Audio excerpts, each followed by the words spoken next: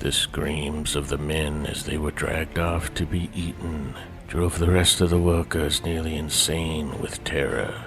They began to leave in droves, some walking back along the tracks out into the vast plains rather than risk staying. The work still needed to get done, despite any interference with bloodthirsty predators. For a time it seemed that someone was killed nearly every night. Colonel Patterson had set bait, crafted traps, waited in trees, and even used himself as bait to catch the two murderers that the poor frightened workers had nicknamed the Ghost and the Darkness.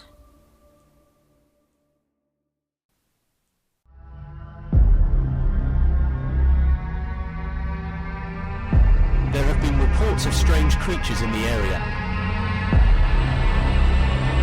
Witnesses say they couldn't believe what they were seeing.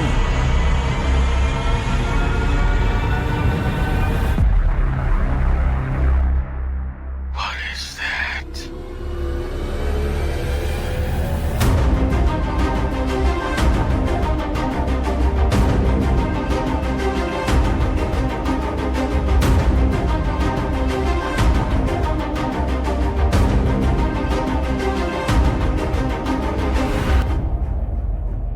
Welcome, beloved fofers, doubters, naysayers, non-believers, and skeptics. Welcome to Paranormal Fable or Fact. I am Victor Trevino, joined by my co-host and beautiful wife, Tammy.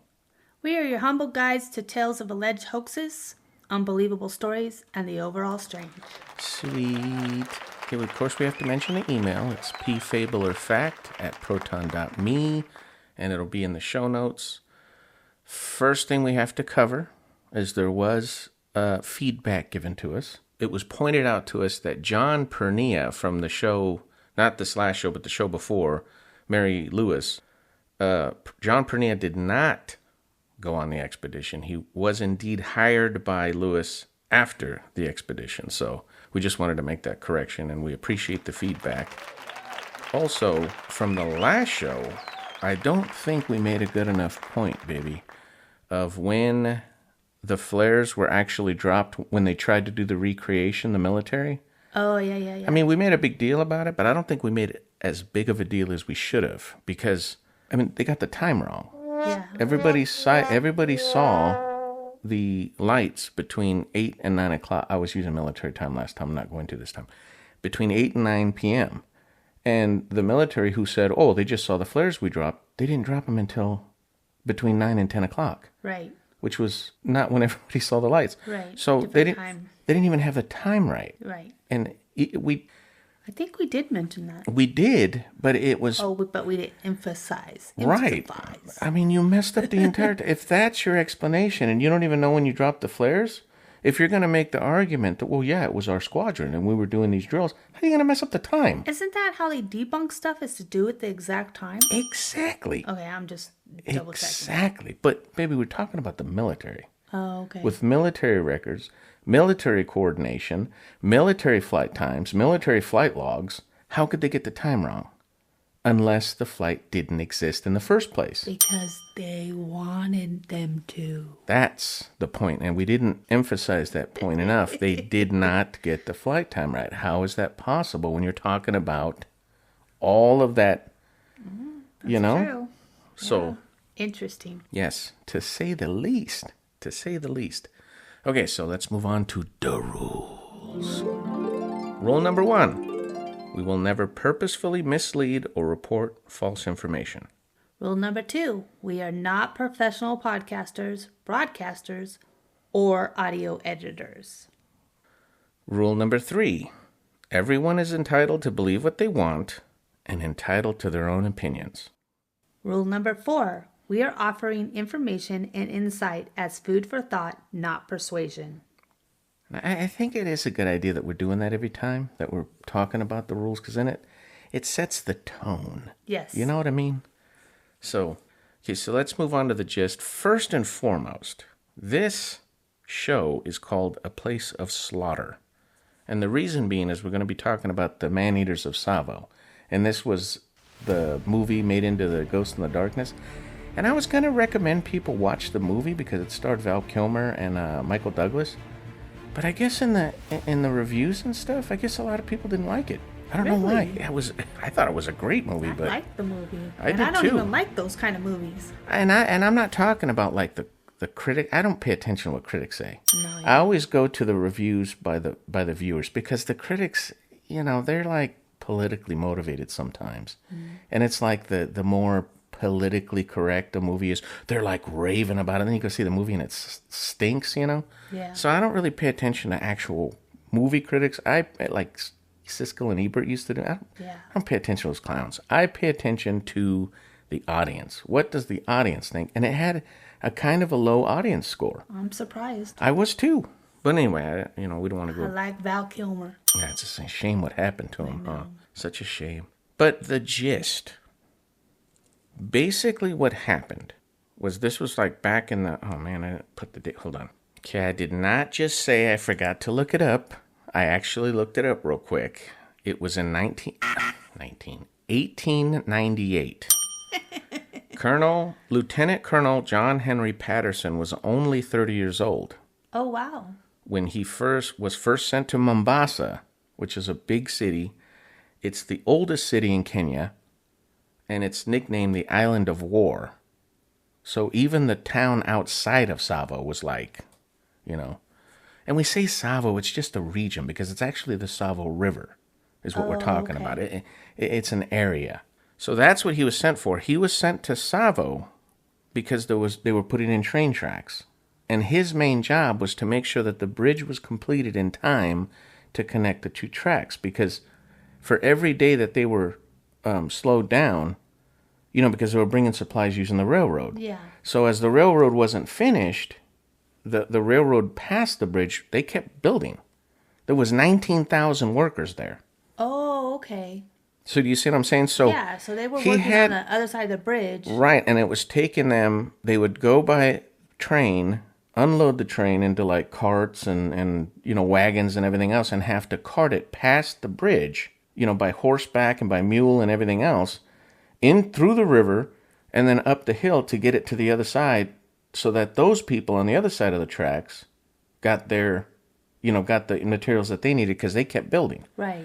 So it was slowing down production. So the bridge needed to be built. That way the railroad could continue and just take the materials needed and all the tools and everything else to both groups. Oh, okay. Do you see what I'm saying? And then they would unite in one group and then really start building.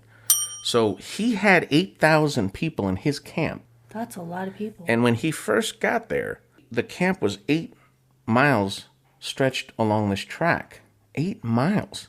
8,000 people. So it was really spread out because, you got people all over, some are doing the ties, some are laying the tracks, some are actually digging, to pile the road up to make the tracks level and all that stuff, and compacting it and everything. I mean, he had a whole production thing going on. So now the thing is once he jumped on the train to head out to Tsavo for Mombasa, Patterson described the landscape as changing. It was a 20-mile trip, and he watched it as this lush area of Africa with this rich dark soil changed into this weird dusty red sand kind of, and then very dense, or very sparse I should say, vegetation, high grass, but very little brush, very little trees. Most of the trees were knocked over or had fallen over from insects or whatever, and he described them as looking like spikes sticking out of the ground, which is really crazy. When he arrived on site, he didn't want to meet the workers at night. He wanted to meet them during the day, first thing. So he and his companion slept in this little, basically like a leaf hut right outside the train area, and, just went to bed, didn't even think nothing of it. When the disappearances first started happening, when all the missing people started being reported, he thought it was foul play. They said, oh no, it's lions. It's the ghost in the darkness, which is what they nicknamed these lions, because they were never seen. Nobody had ever seen them, but they knew it was lions. He brushed it off. He was like, no, it's foul play, because apparently the way these workers were paid is they were given sometimes they were given pieces of jewelry or pieces of gold or silver because the workers didn't want to have to carry around wads of cash or big bags of coin. You know what I mean? So they just gave them pieces of metal, you know what I mean, so that they carried on them. Well, if someone's carrying around a bunch of gold, you know what I mean? Plus, I read somewhere that they were like poorly treated and they didn't have all the equipment they needed. And that's just, all the research I did, that's just not true. I mean, I'm sure the working conditions were brutal, baby. I mean, you're working on a railroad. You know what I mean? That's not an easy job. Basically in a desert, right? So, I mean, I'm not saying that it wasn't a hard job. I'm sure they were dying, but they were paid excellent wages. I think we're going to go into that later, though. But anyway, so he suspected foul play at first because it would be very easy to rob somebody and very easy to hide their body out, you're out in the middle of nowhere, Right.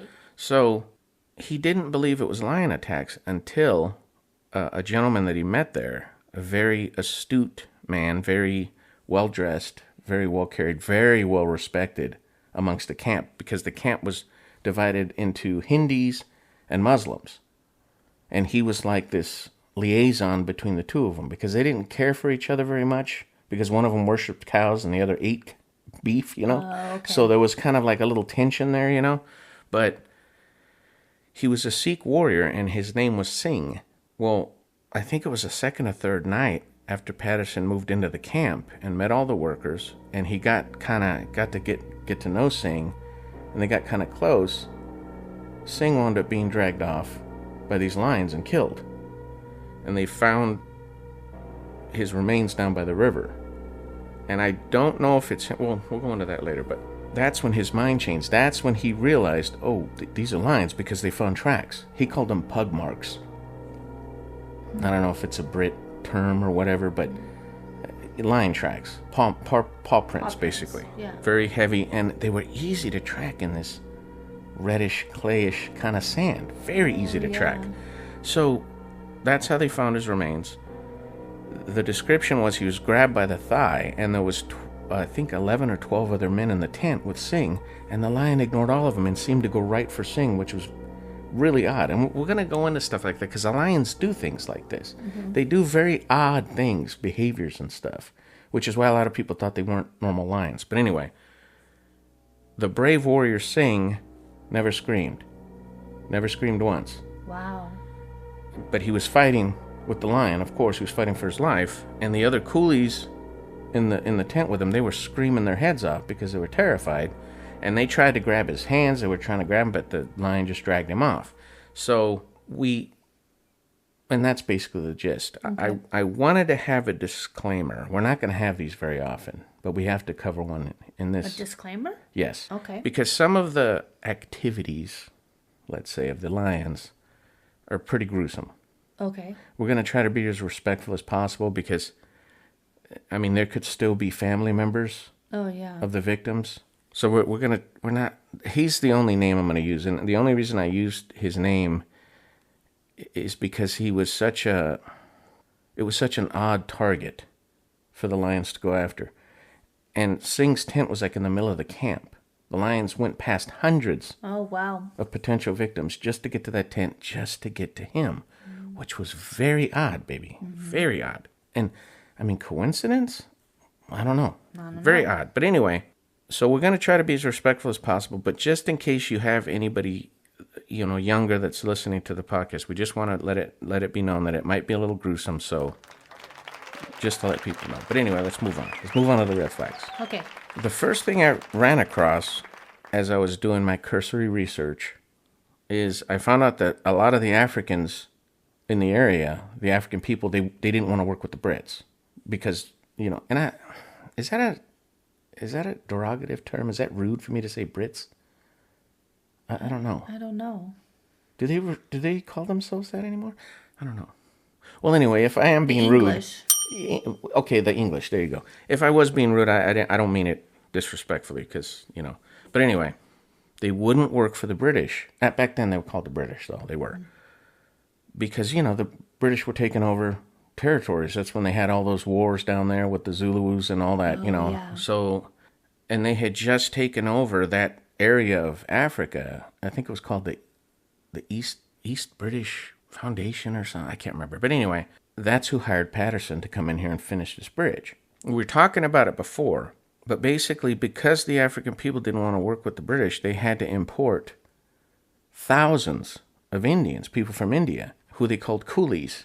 And I don't know if that was the British term or if that's what they called themselves, coolies. I don't know, but that's what they called themselves, the coolies. And they basically knew nothing. These people from India basically knew nothing about survival in the bush in the middle of Africa. Right. You know what I mean? They were, Right. you know, I mean, they were used to dealing with tigers, but that's mostly like in a, I think more of a jungle Yeah. type scenario. So working in Africa is completely different. Of course, it does get hot in India. I know that. Yeah. But they weren't Homegrown. right. They were out of their element. Yeah. Right. There were 19,000 workers total, and we talked that's a about this lot. before. Patterson was in charge of 8,000 of them. So he like a had town. there were two separate camps. But his camp was the one that was going to build the railroad, and they were working on the railroad. As they got closer to the bridge, he had to divide them up and put one working on the bridge, and then the other one stayed behind and kept working on the railroad. But anyway, when he got there, like I said, it was stretched out over 8 miles. So when the lion attacks happen, how are you going to patrol an 8-mile perimeter? Yeah. That's insane. Yeah, it's that's before impossible. cars. So the first thing he did when they found the pug tracks all over and they found the remains is he condensed the camp to about half the size. So now he has a 4-mile radius, and he also brought in sepoys, Indian sepoys, which are basically like soldiers. I don't know if they still call them sepoys or if that's a British term, but that's who they were. These were trained, hardened soldiers from India. These guys hunted lions. These guys, you know, some of them had even been to combat and stuff. Mm-hmm. They were experienced soldiers, and he brought them in as security to do armed patrols around the area and everything like that. Also, So that was their only job, was to do security. basically security, yeah, the sepoys. Yeah, okay. And the other thing that I thought was very interesting, and I kind of touched on this before, is they were at-will employees, the coolies, which meant they could basically just walk off, and there was no contract. There was So no... if they're having a bad day, they just leave. Yeah, throw their tools down and they're down the road, which is why they were leaving in droves as the lion that attacks explains, increased. Right. The only people that stayed was because the money was so good. It's the only reason they stayed. The wages they were making at the time was a small fortune compared to what they would make back in India.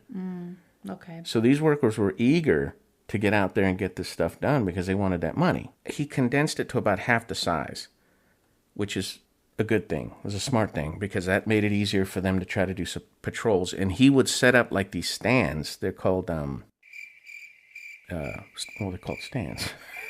Like a blind? Like a blind, but in the tree. Oh, okay. Or he would actually climb up in trees. And he started doing security. He started watching for these lions, and they tried to set out bait. They tried to set out traps. We'll go into it more later because that's Some of the inarguable truths, right? But I thought it was very interesting.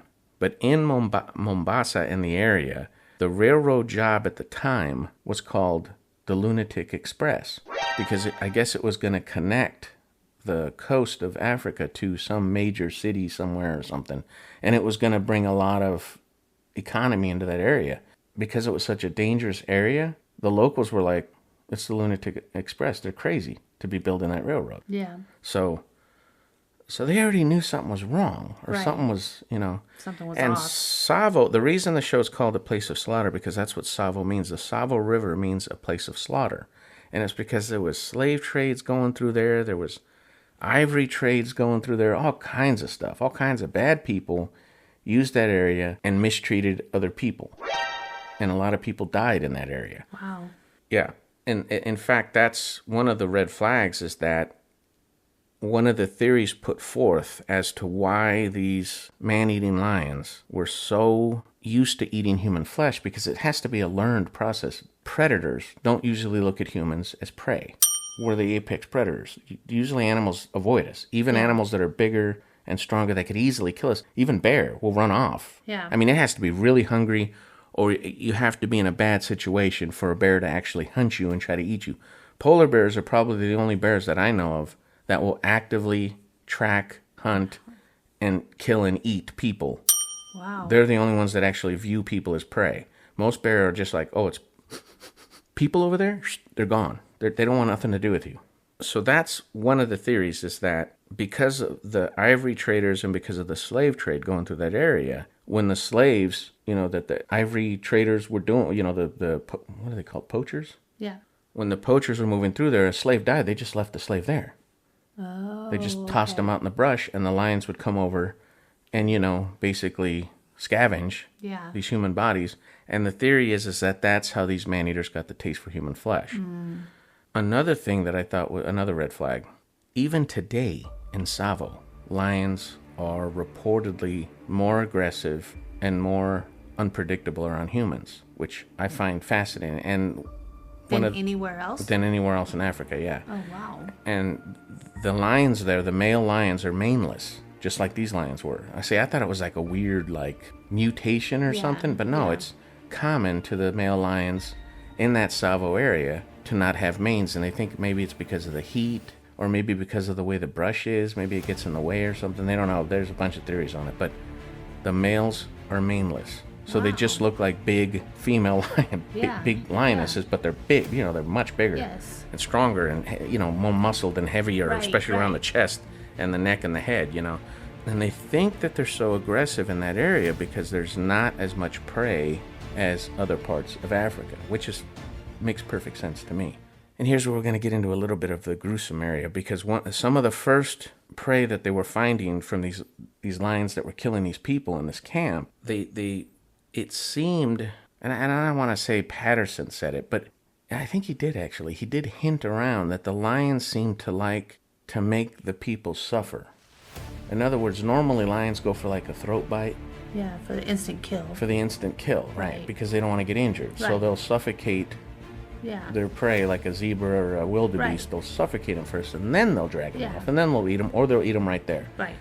These lions didn't eat like that. They would drag the human prey off, screaming and kicking, and would lick the skin off of them first, and then start eating them while they were still alive. Whoa. Very odd behavior. Very odd.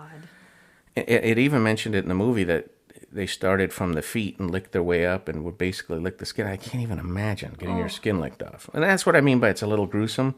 But they found the remains of one of the prey, one of the poor victims, and he was leaned up against the embankment at the river, on the riverbed, and the skin on his face, on his cheeks particularly, had been licked away, so that as they approached him, not only did they think he was still alive, but it looked like he was smiling at them. Oh, wow. And they made note of that it was particularly unnerving to everybody that found those remains. They were like, oh man, and that's the kind of stuff that they were dealing with, baby. It was horrible. I can't even imagine. It's psyching you out. Exactly. Almost like psychological warfare. It was very odd. But anyway, we'll go into that more. The next red flag I found was that some African tribes believed that the lions were spirits of the land, and they were there to stop the expansion of the white man, the British, and they thought that they were evil incarnate. It's one of the reasons that they gave these lions the nickname the Ghost in the Darkness. And they believed that they were there, they were going to kill as many workers as they needed to kill in order to stop or halt or slow down this progression, right, into the deeper into Africa. And then the next red flag that I thought was very interesting, and this is a key point because I actually looked this up, and I found it somewhere, and I couldn't find it again because I wanted to reference the exact numbers, but I pretty much remember the basic numbers, but I could not for the life of me. Even going back on my history, my browsing history, I could not find where I found this information, but the lions reportedly did kill goats and donkeys that were there at the worksite because they had a lot of animals there. They were feeding a lot of people. Oh, yeah. The milk and the meat and everything else. And they had donkeys to, again, pull all of the, carts and to haul all of the tools and everything else. You know how they pack mules, Yeah. But the weird thing was they were rarely consumed. It's like they killed the animals, and every description that I found, they were found partially eaten. Really? Right. So it's almost like the lions preferred human meat. Wow. Which is really weird. That's spooky. Again. So it was something like over 100 work animals that were killed and livestock that were killed there.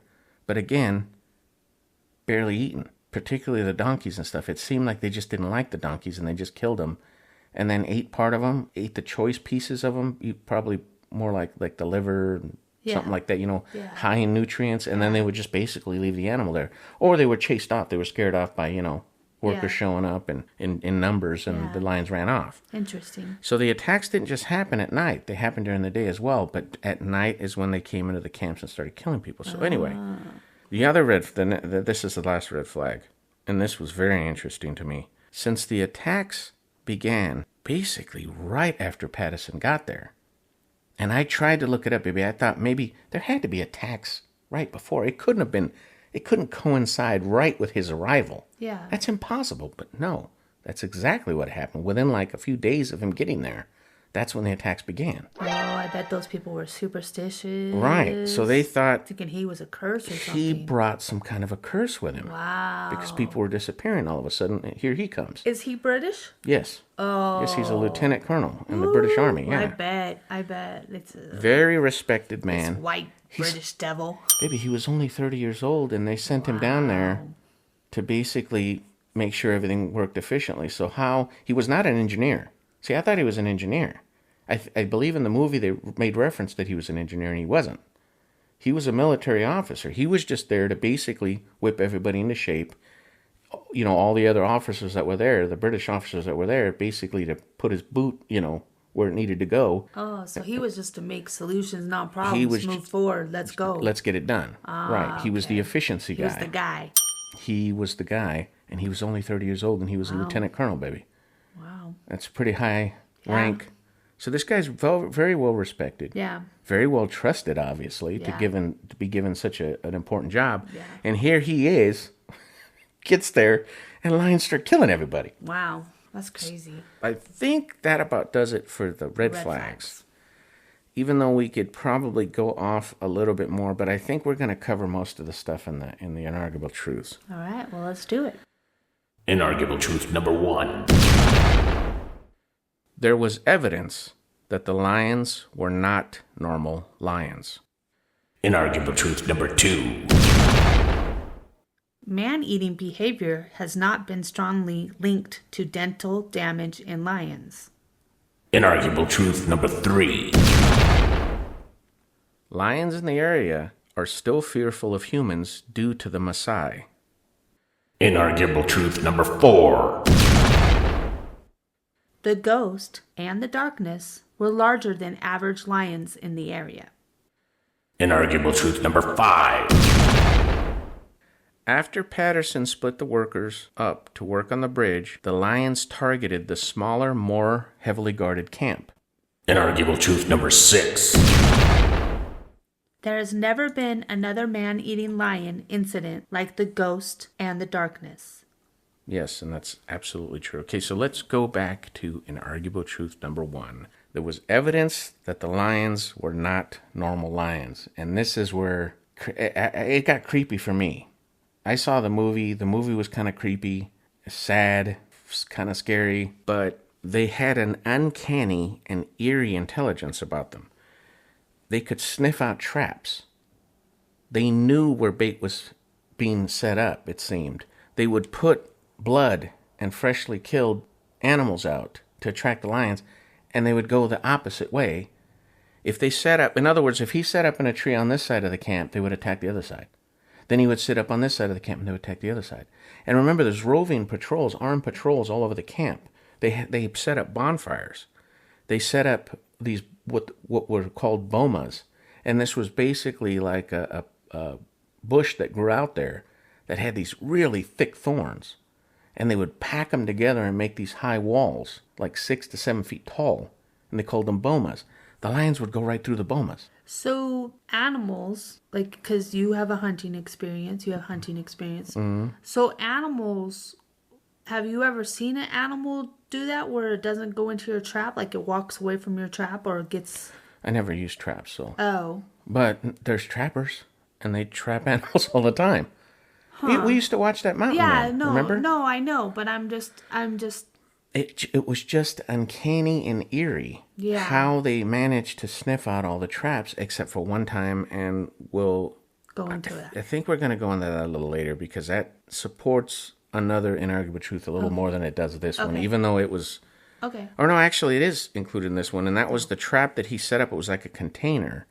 It was a barred container made out of the wood that they use for the railroads, those real heavy... Oh, yeah. I don't even know what they're called. Ties? I think they're called ties, right? Yeah.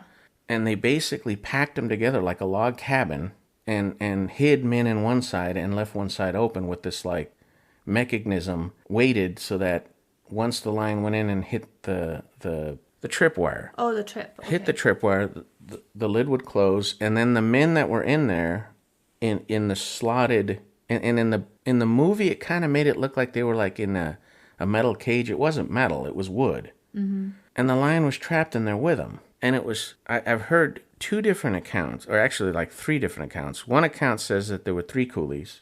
One account says that there were 2 sepoys and a coolie, so 3 men. And then the other account, and this is the one that I saw mostly, that there were 2 Indian sepoys and 2 coolies in there. There were 4 men in there, in the trap. Mm-hmm. The box was only about 14 feet long. I couldn't see any, like, exact dimensions for it. Right. But there's pictures of it. And it looks like it's 12 to 14 feet long. The men were on one end, kind of packed in there. Yeah. And the lion's in there with them. So they were maximum 5 to 6 feet from this thing.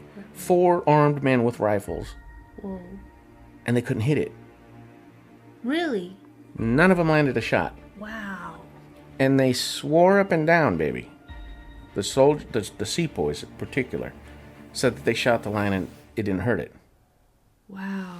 The lion, once the trap was set, it's the only trap the lions fell for that I could find. Once that door slammed shut, the lion went into a rage that frightened the men beyond anything because it started slamming itself into the side of the cage, slamming itself into the door, and was basically moving the entire container. Wow. Who knows how heavy it was, baby? You know how heavy those railroad ties are. Yeah. And this thing is completely constructed of those. It must have been several thousand pounds at least, I'm thinking. And this lion is going crazy. They're shooting at it. It was roaring and snarling and screaming at him so loud that one of the men behind the bars permanently lost his hearing. Wow. Yeah. So, and I don't know if that would be, I don't want to say, well, lions can't make you go deaf doing it, because I know lions, those weird roars that they do. Yeah. They're like signals. They're like calls they let out to warn other lion prides away. Yeah. To let them know, hey, we're here. Yeah. They do the roar. Yeah. Roar, that real weird roar. That can travel for miles, baby. That's crazy. So I know they can make really loud noises. But I don't know about when it's actually like growling and snarling and roaring, when it's angry. Yeah. I don't know if they can do that loud enough to make you go deaf. I don't know. Who knows? But it did. Yeah. And they couldn't shoot it. The latch was at the bottom of the cage.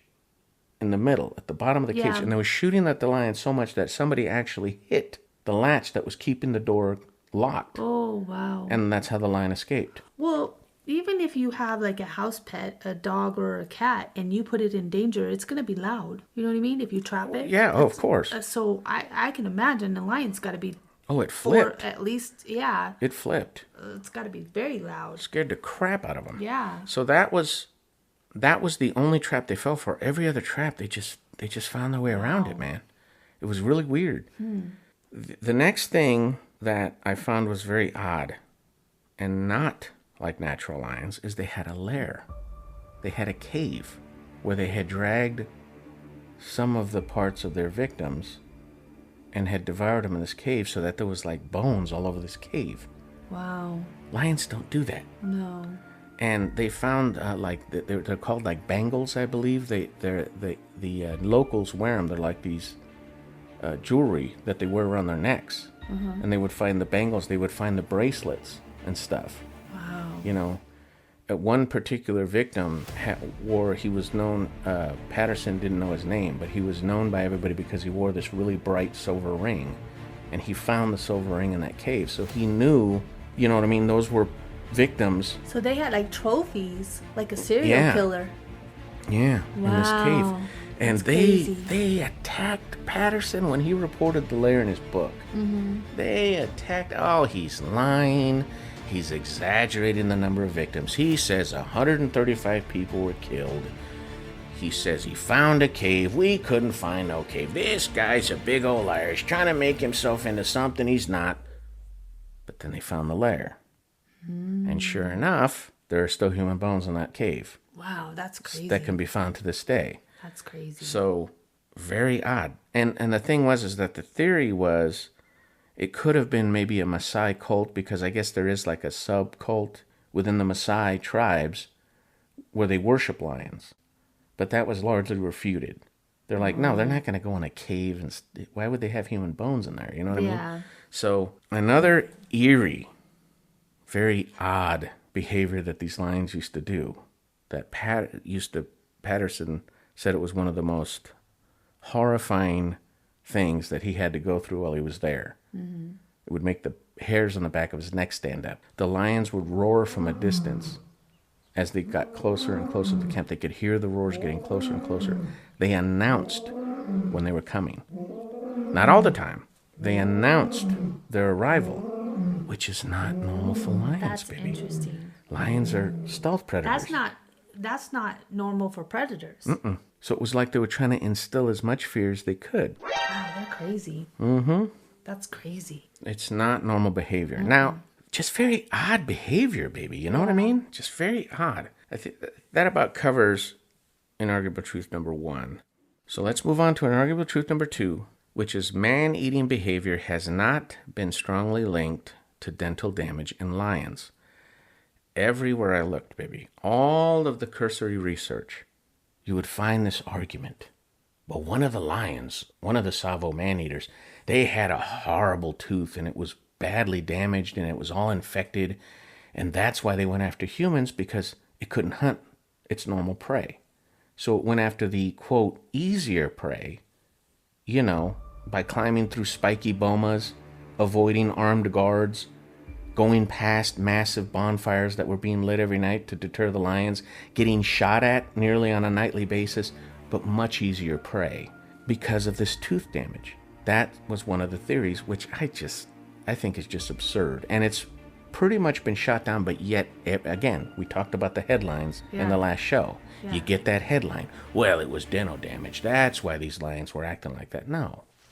Because when you actually look at the study that they're talking about, and I don't think most of the people that wrote these blogs and these websites, I don't think they really, I actually looked at the study, and this is a quote right from it. Okay, what's the quote? Quote, dental injury is fairly common in lions, with about 40% of all lions from one study having damaged teeth. Contrary to expectations, only 23% of the problem lions in Tsavo East National Park, lions killed by park rangers for either attacking people or livestock, only 23% of them had dental damage. So nearly half. They expected, them to be 50% of them showing dental damage. No, only 23%. So that just debunks that.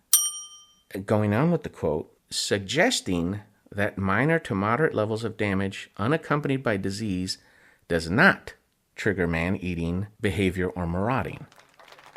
So, right there. Yeah. Right there. That's gone. They're admitting that it, and one could argue, well, but they made that link in there, unaccompanied by disease or decay, infection. Yeah. That it doesn't show. But, okay. Yeah. So where's your proof that if they do have an infection, where's the numbers? Right. Which they didn't have. Right. So basically, their own study suggests that the dental damage of a lion has nothing to do with whether it's a man-eater or not. So that whole theory was just tossed out as far as I was concerned. Interesting. Which I found very fascinating. Yeah, that is fascinating. They did not pick off the easiest targets. No. So even if you're going to... you said that they went into that guy's tent that was in the middle of the camp. They went past hundreds of potential prey. Yeah.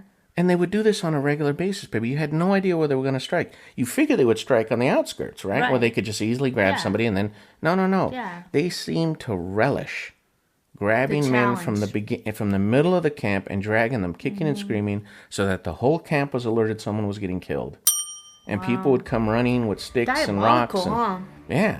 Wow. It was like they were trying to induce fear, which is, again, goes back to that whole theory of, well, maybe they were evil spirits trying to stop the construction. Because, again, workers started leaving in droves, baby. Oh, I'm sure. They started leaving. They're like, Sure. oh, heck, and work shut down for days at a time. Patterson, they were like, we're not working. Yeah. It's too dangerous work conditions. We're not working. So And you said this happened during the day, during the night.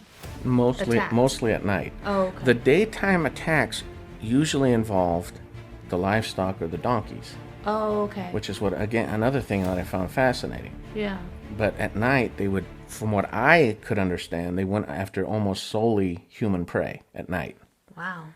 Another weird thing that just completely, to me, disputes this whole theory of, well, it had a damaged tooth, that's why they were behaving that way. Mm-hmm. Because the one lion wouldn't have been able to hunt, according to this theory. So the other male lion just went along with it because they were brothers. Oh, he's going to go after this prey. Okay, I guess I'll accompany him, right? That's the theory. Yeah. But they would ignore bait. Which was easy. These are tethered goats. Yeah, that's easy prey. Easy pickings. Yeah. On the outskirts of the boma. Remember, he was setting up these trees Right. and in these stands Right. outside of camp. Right. Easy pickings. Okay. And they completely ignored those prey and went through the thorny. In fact, when they finally killed the lions, he said they were scarred from head to toe Okay. with deep scratches and wounds from going through these bomas, these thorns, to get inside the camps. Right. Before we go on to number 3, can I ask a question? Of course you can. Okay, my question is, because sometimes we watch shows on animals and stuff, like we watch that one about the wolves, or remember the wolves, and if it's an injured wolf, they just leave them behind. Oh, yeah. So wouldn't a lion and like 2 lions, wouldn't the one lion just leave the injured lion to? Well, that's a good point. Because that's an animal instinct, That's right? a good point. But so that suggests that lion wasn't too sick to hunt.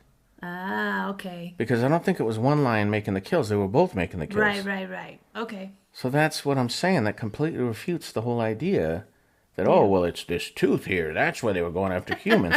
And Okay. again, baby, how are you going to argue that humans were easier targets when you're having to climb through thorns, Right. avoid fire, avoid firearms being shot at nearly every Yeah. night, When you're tying a goat outside the outskirts. when there's a goat sitting right there? Yeah. A goat says, with a sign, Right. free dinner. But no, they didn't want the goats. That's crazy. They wanted the people in the camp, That's crazy. which is weird behavior, baby. Yeah, it is. Any way you slice it. I don't care how biologist, I got a PhD, I've been in the field for this many years, I've studied lions for days. I don't care who you are. I don't think anybody can look at this case once you see this evidence and not scratch their chin and go, this is very odd behavior for lions. Yeah, It just it's is. interesting. It just It's is. interesting, yeah. Let's move on to an argument of truth number 3. Okay. Which is lions in the area. In the area? In the area. Lions in the area are still fearful of humans due to the Maasai. So they were fearful of the Maasai back then, baby. In other words, one argument could be made that these lions weren't used to people being so far out in the middle of nowhere. Okay. But the Maasai people, the Maasai tribe, have lived in that region for, I don't even know how long. Centuries, probably. Okay. And they routinely hunted lions for sport. Oh. They were cattle herders, and once a lion showed problems coming after the livestock of these, the Maasai, those are the real tall, Yeah. very thin, usually very thin, and they wore the red, like, No, robes. I have no idea who they are. Because The Maasai? I didn't know who they I believe, and I didn't do any extensive study on the Maasai, so forgive me if I'm wrong, but I believe and I don't think they do it anymore, but they did at one time back then as a rite of passage for young boys to become men. They would organize these lion hunts, armed only with spears and shields, baby. Oh, wow. And they would kill these lions. They even have a black and white video of them, the Maasai, doing this. And the poor lions just didn't have a chance, man. There's just spears flying from everywhere, man. Wow. Those warriors were fierce. Yeah, so they're Completely unafraid of lions. Yeah, okay. The point is, why weren't the lions deterred by humans? These 2 lions. These 2 lions. They Right. would have been conditioned from a young age, Yeah. being in that area, being in that region around the Maasai, they would have been conditioned to fear humans, Yeah. knowing that these humans could come after them and kill them. They didn't care. Right. They showed no signs of fear. And again, they were crawling through thorns, baby, avoiding bonfire. Animals do not like fire. Yeah. No, I don't they care how hungry an animal is. Yeah. You got a big giant fire going, they're not going to come anywhere near you. You know what I mean? I mean, it shows it in the movies. They'll just come right over, run right through the logs and everything and tackle people. No, Yeah. no. just for Animals movies. go, smell fire, they're gone. Yeah. They're not going to come anywhere near a campfire. Why? Because in nature, Fire's bad. when you smell fire, you go taking off running. Fire's right? bad. Because it could be a forest fire. Right. Animals clear out. Right. They don't go towards fires. No, they do not. But these lions did. Wow. So this could have easily, this next point in Inarguable Truth number 3, this could have easily made the list in Inarguable Truth number 1 of them not behaving like normal lions. But one of the things Patterson got frustrated with was that no matter where the lions attacked, because I made reference to them being easily tracked, Right. in that powdery Right. red sand, Right. every single time the lions would beeline for the river, because along the river the shores are very stony and very rocky, Oh, so no tracks. so they didn't leave any tracks. So Patterson would automatically lose their trail, Yeah. and they always did it, which again, Oh, so when Patterson would try to go track them after a kill, they would run they would towards the beeline river. right to the river. And he couldn't track them. Yeah, that's very smart. Very smart, very shrewd. Yeah, that's smart. That's spooky. that's what I was talking about, that eerie kind of intelligence that they Yeah, showed. It that's was spooky. very odd. So the uncanny ability to avoid traps. There was one story where a lion had attacked a donkey because it was pulling this cart, and the man ran up a tree and it killed the donkey, but again didn't eat it, and it just ran off. Right, the lion. So Patterson got this ingenious idea. Hey, let's set up a donkey on a cart along that same route. Route. Yeah. And we'll hide in there with a little cover, like a little tank with a rifle sticking out the side, right? Yeah. And see if the lion will come in for the bait. No, lion didn't come. Lion didn't come. And at night, they actually saw the shadow of the lion, and they got into an argument. Him and this other British officer, I think his name was Brock something. I can't remember his last name. And I tried to look him up because I think the guy deserves some credit for going out there with Patterson and hunting these lions. Accolades. Right. But I couldn't find any information on this guy. But I believe he was a major or a captain, an officer. Okay. So, or was he a lieutenant? He might have been a lieutenant. But anyway, they're sitting there arguing over whether this is a lion or not. Patterson was actually going to climb out of the trap and go over there and poke it. Oh my gosh. Poke it. Oh my gosh. Poke it to show, see, it's not a lion. And right when they started shooting, because I guess Brock opened up and started shooting at it. Yeah. So Patterson started shooting. It was a lion.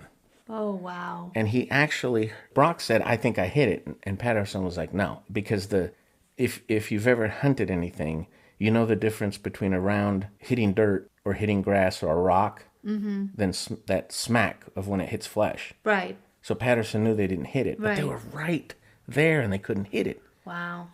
That's crazy. So, and every time a victim was dragged off, these sepoys would go to the boma, go outside the boma and start shooting out into the fields, trying to hit the lions. them. And Patterson said, "You're wasting your ammo. Yeah. It's like shooting.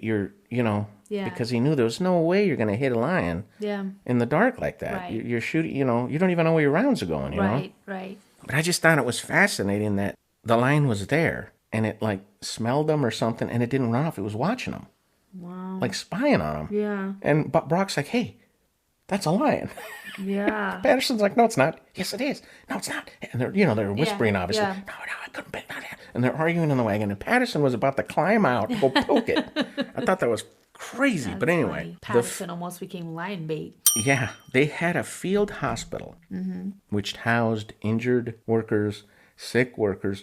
So, of course, because some of these guys were debilitated, they set up extra reinforcements around this hospital. The hospital was attacked twice. Oh, wow. So again, the easiest victims, when they had double, you had to go through 2 bomas to get to the field hospital. And they actually moved the hospital. And at the site of the old hospital, they set up all kinds of blood and all kinds of animal parts and, to try to bait these lions in. And the lions ignored the old hospital site and went to the new one and attacked that anyway. Wow. And that was the second time they attacked, which is just crazy when you think about it, baby. That is crazy. And this is another horrible depiction of one of the deaths. One of the men that was killed in the hospital, I believe he was a water bearer. Mm-hmm. His only job was to carry water around for the workers to make sure that they were getting water, right? Right. And I guess he was wandering around the hospital and this lion grabbed him.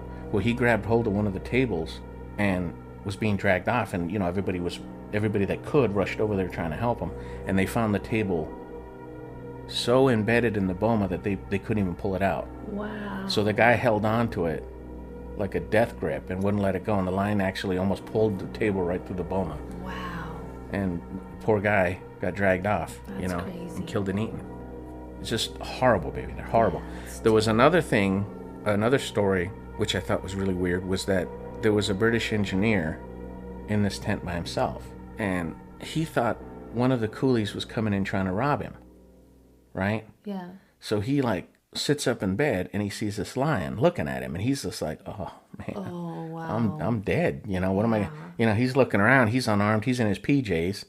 Yeah. You know what I'm saying? And the lion's looking at him. Can you imagine? The lion jumped at him, but didn't jump at him. Grabbed the mattress, tugged the mattress with such force that he was actually thrown across the room, this engineer, and landed up on his head, and the lion takes off with the mattress. Well, they found the mattress just torn to pieces because apparently the lion was trying to drag it through the boma and couldn't get it through. That's how thick and dense these thorns were. It couldn't pull the mattress through the boma. Wow. It caught the mattress. You see what I'm saying? Because it was trying to pull it over.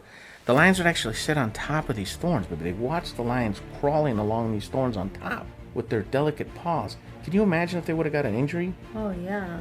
Because that's one thing about predators, and again, this goes along with them not behaving like normal lions. Predators are very careful, baby. Any injury means death. Yeah, definitely. If they can't hunt, they're gonna die. Yeah, they're going to die. So Like I said earlier. they're very careful Yeah. not to take risks. Right. Walking on thorns, Yeah, that's a huge risk. which could have easily gotten embedded between one of their Yeah. toes or in one of the Yeah. pads, Yes. and could have got infected, Yeah. but they were doing it. That's crazy. So again, I ask you, is that going after the easiest targets? No. I think not. That's crazy. So let's move on Okay. to an arguable truth number 4, which is the ghosts in the darkness were larger than average lions in the area, and they were.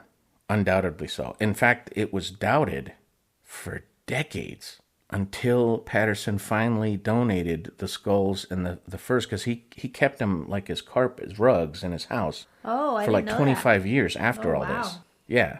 And so when the museum actually got the skins, even though they had been trimmed several times, that. Right. they still looked at the skins and were like, oh wow, these lions were big. Wow. So they realized when Patterson was talking about the dimensions, he wasn't exaggerating. He wasn't exaggerating. Right. The average Tsavo male lion is about 8.5 feet long, which is 259 centimeters for our European buddies, and they weigh about 400 pounds, which is about 181 kilograms. Okay. The Ghost in the Darkness, the first one, was just over 9.5 feet long and weighed an estimate, because I couldn't find any exact weights, but it was right around 475 pounds, Wow. which is about 215 kilograms. Wow. It took 8 people to carry the carcass back to the camp. Wow. And it took everything Patterson had in him to keep all the workers from just completely just massacring, mutilating Right. the dead lion. Right. He was telling them, no. probably wanted a piece Oh, of yeah, it. they wanted to kill it because it had killed so many of Yeah. them, but he kept them off, and he actually skinned it, and he kept the skins and the skulls. Wow. Now, these measurements of the first lion are important because the second lion was even bigger. Wow. I couldn't find any measurements from it, but that's the determination. The second lion was even bigger than that. So this 9.5 feet long and 475 pounds was the smallest lion. That was the smaller one, yeah. Wow. Massive animals, baby. Crazy. Powerful, massive Yeah. animals. Hell, no wonder they could take a man away. If you think of the weight and the size of these lions, them being seen sitting on top of the bomas, baby, or crawling over the bomas, What a scary vision to see. man. That would be But the damage they could do to themselves Yeah. Yeah. Right? at that heavy, crawling Yeah. over those thorns. Yeah, that's true too. Yeah. Because they're so heavy and that. Yeah, you're Yeah. right. I didn't even think about And that. sometimes they would actually crawl through them. Oh. I mean, scratching their faces and, yeah. their noses. Oh yeah. Especially Their the ears. soft part of their noses. Yeah, and their eyes and their ears, and Oh, yeah. they didn't That's care. crazy. That's what So they did. crazy. That's what they did. They were willing to do that to get to these poor workers. But anyway, Okay. that about covers that because there's not really Yeah, much that's we could. not, yeah. So let's move on to inarguable truth number 5, which is after Patterson split the workers to work on the bridge, the Lions targeted the smaller, more well-guarded camp, which was the forward camp near the bridge. 3,000 workers there, 5,000 workers back, still working on the railroad. Okay. And then they would flip back and forth. But for the most part, they would target the smaller, tighter, more well-guarded camp. Not the easiest part to Which get is to. just weird. Why would they do that? Yeah, that is. Why? They knew Patterson was there. Yeah. They knew he was trying to shoot them, yet they still targeted their camp, which just doesn't make any sense. Wow. It could even be suggested that the Lions were purposefully targeting Patterson, where Patterson was, as though they knew he was the one trying to kill them, Yeah. which is so... It's almost creepy. Yeah, he was like, they were challenging their enemy. Yeah, like trying to have a showdown with him or something. It was... Yeah. But again, that's Like not... a Wild Wild West. That's not normal behavior Nah. of any predator, Nah. baby. It was easier to defend the smaller camp, and this is why. Because not only did they reinforce they had extra thick bomas. Because these guys were like the specialists. These were the masoners, the metal guys that they workers. needed The guys the that they most. needed for the bridge, Yeah, right. the guys that they needed the most.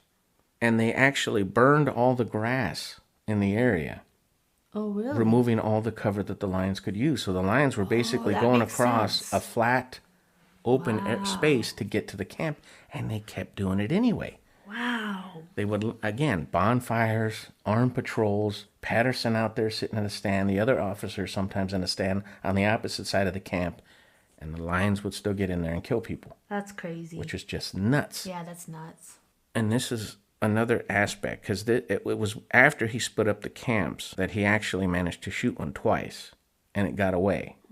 The following night, I think it was the same night, it actually came back. It had 2 broken legs and was What? still trying to come at him.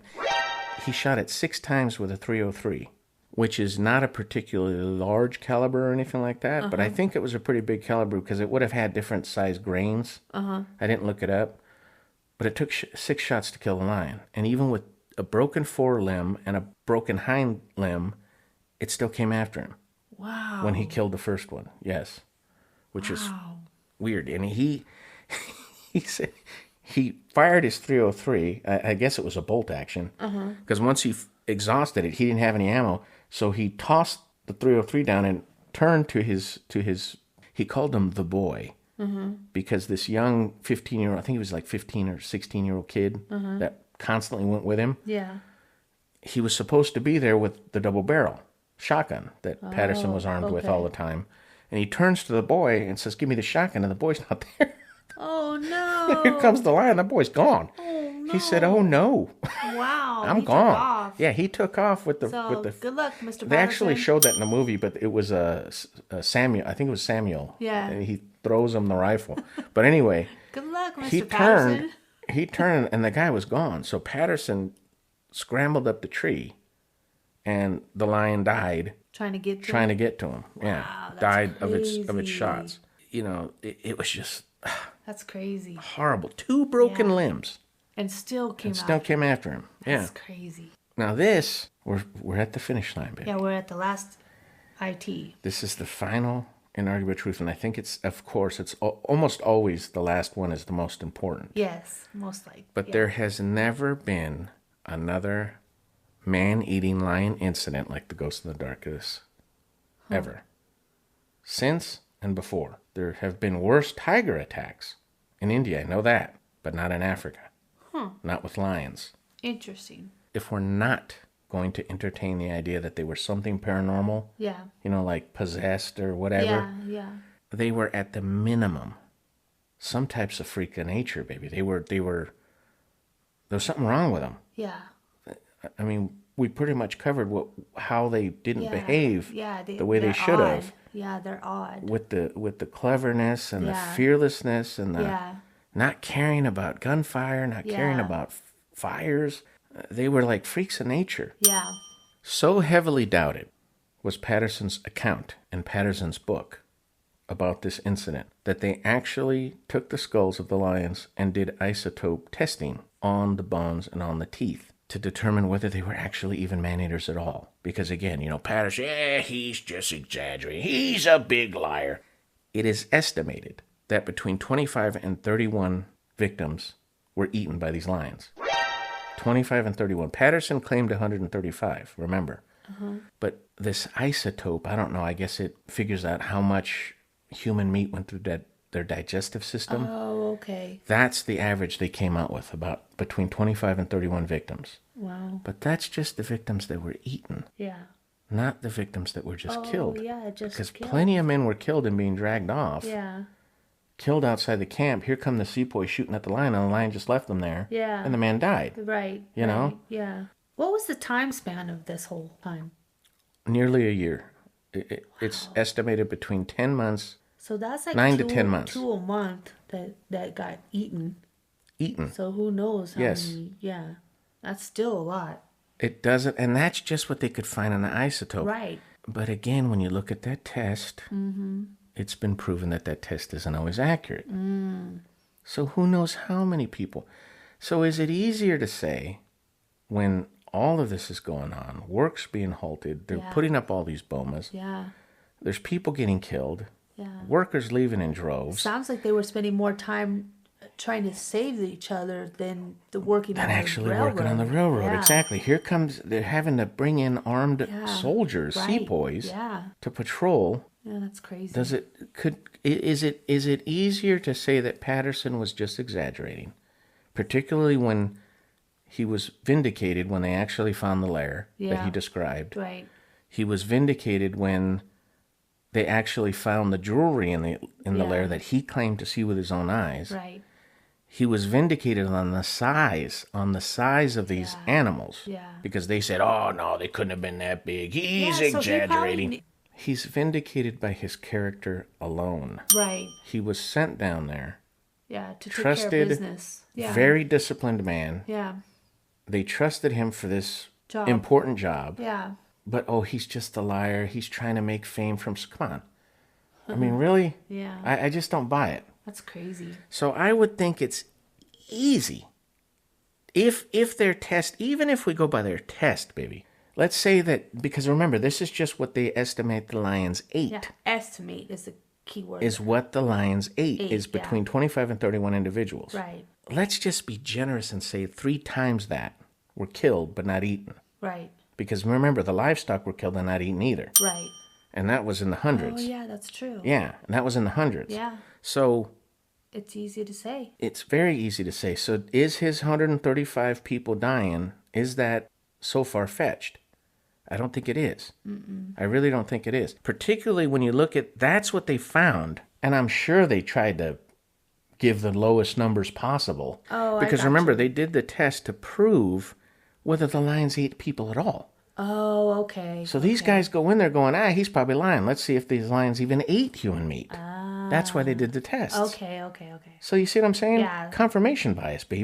Yes. So do you really think that they inflated the numbers? Or that they kind of, maybe went to the lower end Yeah, of they probably went to the lower end. the average, Yeah, right? they probably went to the lower I end. would assume that they went to the lower edge. So this is the Yeah. lowest numbers they could come up with. Right. 25 to 31 individuals killed and eaten. But yet Patterson was exaggerating. Come on now. Yeah. Wow. That's crazy. And he reported in his book that not only himself, but other armed patrolmen, because again, I told you, the sepoys would go out there and shoot at these lions. Sometimes when they shot at the lion didn't get to finish the victim. He didn't get to eat. Oh, yeah, that makes sense. So they would find the victim the next morning. The lion would run off, and they would leave the victim there. Right.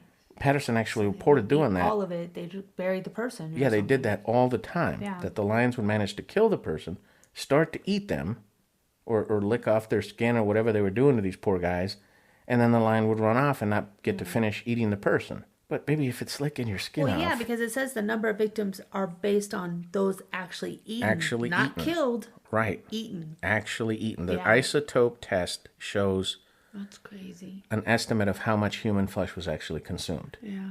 And again, the lower end of the spectrum, 25 to 31 individuals minimum. Wow. So I don't think he was exaggerating. And that about does it, baby. That does it, huh? Mm-hmm. All right. So in conclusion, baby, what do you think the ghost and the darkness were? I think there was some black magic or something. I think they were, what are they called? Shapeshifters, but I think it was some black magic because I think they were trying to go against the British. It's something, some kind of protection over the land or something. Interesting. So you support... No, I don't support that, but... Well, I mean, that's what you're saying, I'm thinking that some kind of tribe was probably trying to prevent that, the construction, and conjured up these shapeshifters that would stop it. See, my only... And I got to play the devil's advocate. I'm not... You're more than welcome to come up with your own conclusions, baby, just like the listeners are. But my only... I don't even want to say argument against that, because it's not... The only reason I would hesitate is because they were killed and they were skinned. So that kind of tosses paranormal out the window, unless you're talking about something spiritual, like, you know, they were being possessed by something. Is that what you're saying? Yes, yeah. Okay.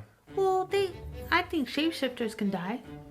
I think they could die in an animal form. I think if, hey man, evil can get killed as much as good. So that's what I believe. And I think it had something against Patterson. So I don't know how long he stayed in that city before he came out to the camps, but I think they knew that he was coming out, and I think it was more focused on him. See, that's interesting. That's an interesting observation, because the attacks did happen right after he got there, which is very odd.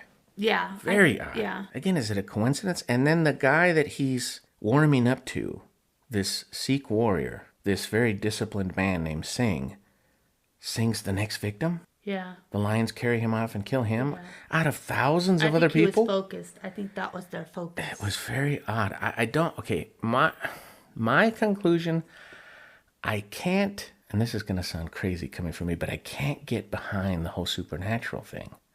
Oh, that's I just interesting can't. coming Yeah, from you. I can't. Because... And let me tell you why. Okay. Of course, you know me.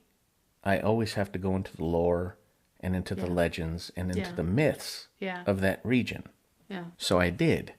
I did research.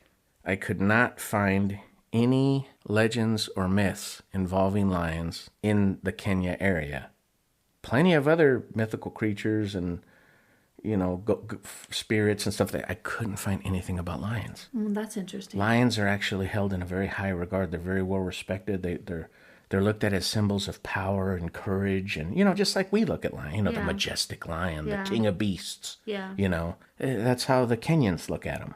So I couldn't find anything that supported this paranormal idea. Now, I could get behind the idea that maybe there was like a local tribe or maybe a sect of Maasai that worshiped lions that maybe could have conjured something or done some kind of ritual. And use the lions as... to possess these lions and make them more fearless and make them go after people more. I could get behind that, but I don't know. Yeah. This is one of the only cases that I look at, and I just can't... It's difficult not to lean toward the paranormal, particularly when you look at all the evidence and all the arguments against the paranormal about them just being normal lions because of tooth decay or injury or lack of... Because another theory was that there was an outbreak of some kind of bovine disease that may have decimated some of their prey in the area. Yeah, no. So the lions were starving, and that's why they were doing... But maybe they were killing people almost every night. Yeah. Patterson even noted that They don't eat like that. at times it seemed like they were taking people every single night, and then during the day, still attacking goats and donkeys. It's just weird. Yeah. That they would focus on humans. So, I don't know. I don't know what they were, baby. I really don't. Yeah, interesting. But I thought it was a fascinating story. It is a fascinating story. And we had to do a show on it. I've been biting at the bit. And I recommend you guys go see that movie. Everybody see that movie. It's a good movie. Well, you're going out on a limb for that one, huh? Yeah, I am. Wow. Okay. Yeah, I would support that. I thought it was a good movie. I thought it was a good movie, and I don't even like those type of movies. No, you do not like those kind of movies. you're not a big horror fan. No. And that there's parts of it that were pretty creepy, particularly when you think about what it was referencing to, the actual event that happened. Yeah. Because when I watched it, baby, when I first saw the movie, I had no idea it was based on a real story. Yeah. That it was based on true events. Yeah. And once you realize that actually happened, man, it makes it even creepier. But anyway, I think that about does it. That does it. So thank you for all of your support. Thank you for listening. As usual, please, if you can take the time, give us reviews. Again, it moves us up the algorithms, moves us to the top of the lists of wherever you're getting your podcasts, and makes it easier for people to access our show. Also, if you want to send in stories, local folklore, local urban legends, whatever it is, and it's too long to type out in an email, on your phone, go get a free digital recorder, record your voice, and send it in to us that way. I think the next show we're going to do my parents' stories, because I've been hanging on to those for a long time. But then after that, the next story time is going to be nothing but listener stories, so hopefully. Okay. Well, thank you for listening, everybody, and continue to share the podcast. We appreciate all of you. We appreciate your input on Facebook. We appreciate your emails. And have a great night. Thanks. Bye.